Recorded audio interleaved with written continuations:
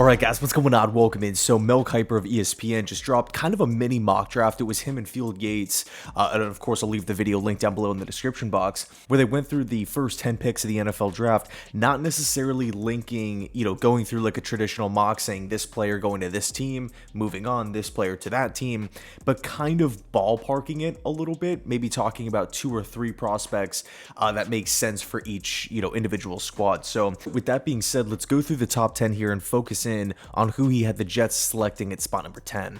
So first up with the Bears, no secret here, Caleb Williams. Right now, there's some talk, should the Bears keep Justin Fields, potentially pass, potentially trade down, right? There's a lot of different, the Bears hold a lot of cards, right? Keep in mind that they also have the 9th pick. If you're a Chicago Bear fan, granted, you have to figure out offensive coordinator. I know Cliff Kingsbury just interviewed or is set to interview with the Bears, so that's super, super interesting, right? Especially if we're talking about a potential Caleb Williams pairing with that first pick. But again, no secret, it seems like this is pretty much the consensus pick in virtually every mock draft here, Caleb Williams to the Bears. With the next 2 picks, Washington and New England, they pretty much decided on a quarterback in for both situations, right? Whether it's Drake May in Washington, then it's going to be Jaden Daniels with the New England Patriots. Or if Washington wants to go with the Heisman winner with Jaden Daniels at spot number 2, then Drake May would slot in with that 3rd overall pick to the New England Patriots. Next up at spot number 4, this one kind of just feels like a no-brainer here. Marvin Harrison to the Arizona Cardinals, much like Caleb Williams at the top of the draft. This is just, you go through mock drafts, you're talking to your buddies. Everybody feels and seems pretty confident that Marvin Harrison could end up an Arizona Cardinal on draft day. It just makes so much sense. I think he would step in immediately, be the wide receiver 1 for Kyler Murray, and a Cardinals offense that really needs some help at wideout as well. Now for the LA Chargers, they do have a lot of needs, and it's interesting because it's like, man, you have the franchise quarterback, one of the best quarterbacks in football in Justin Herbert. You have a lot of veterans all over the place: Keenan Allen, Bosa, Derwin James, Khalil Mack, right? Mike Williams. There's a lot of good, really good players on this football team, but they're pressed up against the cap. I think they're actually $30+ million over the cap. And the thing with the Chargers that continues to pop up every single year is the injuries, right? Almost, you feel like both offensively and defensively, guys are just destined to get hurt, and it sucks. So their plan for the Chargers, because Mike Williams and Keenan Allen are both up there in age, because they're both in their final year of their contract, because they're both getting paid so much money, they were thinking Malik Neighbors, wide receiver from LSU. But this to me kind of seems like where the draft can go in a bunch of different directions. Brock Bowers has been talked about here, especially if they bring in a Jim Harbaugh from Michigan. Again, Malik Neighbors, there's a lot of different pathways that the Chargers can go down here. But at the end of the day, I do feel like the Chargers should maybe take that best player available approach, because they are, in my opinion, close, right? If they like tomorrow, if we wake up and Jim Harbaugh's the head coach, Justin Herbert's the quarterback, they have 2 edge rushers, right? They have talent on both sides of the football. You're kind of thinking, okay, we're not going to finish in the top 5 again unless something catastrophic happens. So again, BPA is kind of what I'm thinking, but Field Yates, Mel Kiper, they had him going with Malik Neighbors. Now with the Giants, they threw out 3 players that made sense. Number 1, and the guy that they settled on, was wide receiver from Washington, Rome Odunze. I think this makes total sense, right? You look at the Giants, man, Darren Waller at tight end, Saquon Barkley at running back, but Slayton at wide receiver is a guy who I like, but nobody really jumps off the page at you at the wideout position. You got Daniel Jones coming back from injury. Daboll's, the offensive mind in Brian Daboll is going to be running the show. To me, the Giants have got to get more explosive at the wide receiver position. They have to get guys that they can rely on. Again, I like Slayton, but, Shepard's going to be a free agent. They don't really, Rome Odunze, again, the player talked about with this pick here, he would come in and immediately be the best wide receiver on the football team. He can hurt you down the field. He was super explosive back at the college level. Consistently found ways to get in the end zone, produce week in, week out. Now, granted, Washington's offense was high flying week in, week out. It wasn't just because of Odunze, but I think if you're talking about the New York Giants, maybe you can talk offensive line.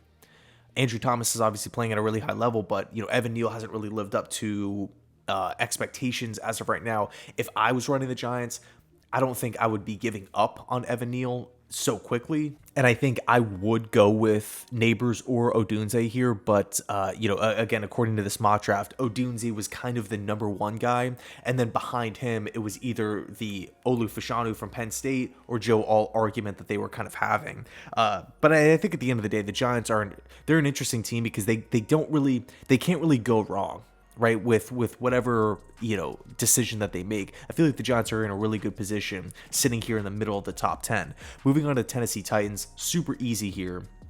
It was whoever's on the board, Joe Alt or Olu Fashanu. Now, if they're both on the board, I think they didn't really talk about which option that they prefer. I think if I was Carthen, right, if I was running the Titans here, I think, man, it's so tough because we don't even know who the head coach is at this point in time.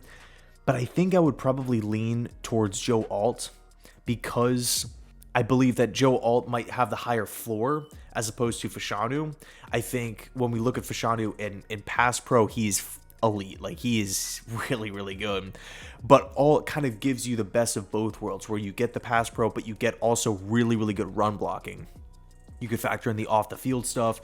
Alt handles himself like, an NFL pro now. His dad was a former Chiefs tight end, longtime Chiefs tight end. I think for me, understanding that I have Skoronski there and I have to lock down the tackle position, I cannot miss here within the top 10.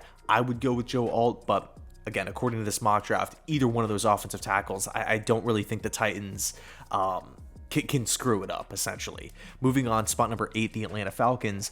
This was kind of a weird point where they didn't really talk about a player. They just threw out the idea of trading the 8th overall pick for Justin Fields, which in my opinion is just too high. And I love Justin Fields, one of my favorite players in football. But, if I am Atlanta, we can really start those conversations in the mid rounds first.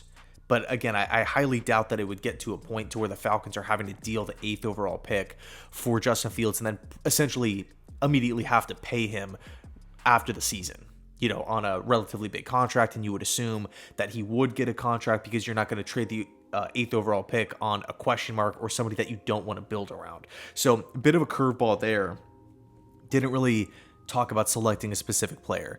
So spot number 9, the Chicago Bears. This to me kind of seems like a trade down. They did talk about a potential trade down and did not really list that one specific player going to Chicago here at spot number 9.